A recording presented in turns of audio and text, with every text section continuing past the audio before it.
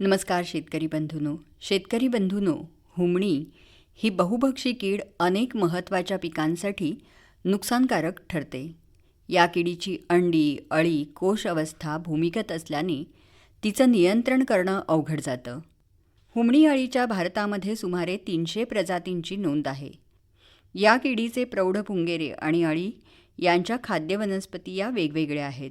या किडीचा प्रादुर्भाव वाढण्याची काही कारणं आहेत. ती म्हणजे लागवडीखाली आलेलं पडीक क्षेत्र, जंगलतोड, मशागतीय पद्धतींचा अभाव, शेतात शेणखताचा वापर करताना योग्य काळजी न घेणं, नियंत्रणासाठी गावपातळीवर सामुदायिक नियंत्रण पद्धतींचा अभाव, वर्षभर असलेलं अनुकूल वातावरण, बागायती पिकांमध्ये सतत असणारा ओलावा आणि अन्नपुरवठा ही सगळी या किडीचा प्रादुर्भाव वाढण्याची कारणं आहेत. मंडळी, या किडीचं व्यवस्थापन हे एकात्मिक पद्धतीनं केलं पाहिजे.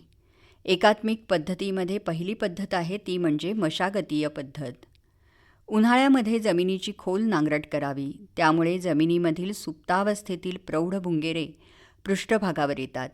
सूर्यप्रकाशाच्या उष्णतेने ते मरतात किंवा कीटकभक्षीय पक्ष्यांनी खाल्ल्यामुळे ते नष्ट होतात.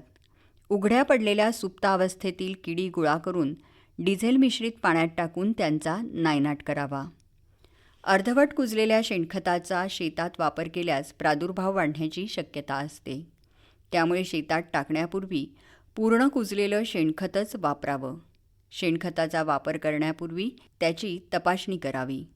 शेणखतात हुमणीच्या अंडी, अळ्या, कोश आढळल्यास त्या वेचून त्यांचा बंदोबस्त करावा. त्यानंतरची पद्धत आहे ती म्हणजे यांत्रिक पद्धत.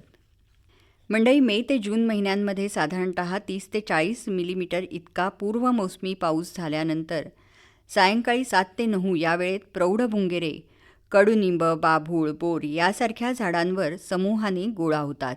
या वेळेत या झाडावर जमा झालेले भुंगेरे बांबूच्या काठीच्या साह्याने झाडाच्या फांद्या हलवून खाली पाडावेत आणि गोळा करून डिझेल मिश्रित पाण्यात टाकून त्यांचा नायनाट करावा.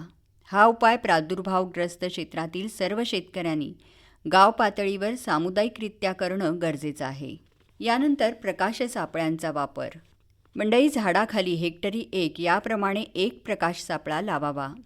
प्रकाश सापळ्यात अडकलेले भुंगेरे डिझेल मिश्रित पाण्यात टाकून नष्ट करावेत. त्यानंतर कामगंध सापळ्याचा वापर करावा. हेलोट्रिकिया सेराटा आणि होलोट्रॅकिया कॉन्फ्लिगुनिया या प्रजातींचा प्रादुर्भाव जास्त असणाऱ्या क्षेत्रांमध्ये प्रकाश सापळ्या शेजारी कामगंध सापळे लावून त्यात हुमणीसाठीचा ल्यूर वापरावा. त्यानंतर जैविक नियंत्रण.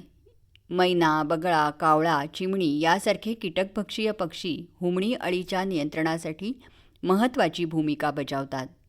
त्यांचं संवर्धन करावं. तर अशा पद्धतीने हुमणी किडीचं एकात्मिक व्यवस्थापन आपण करू शकतो.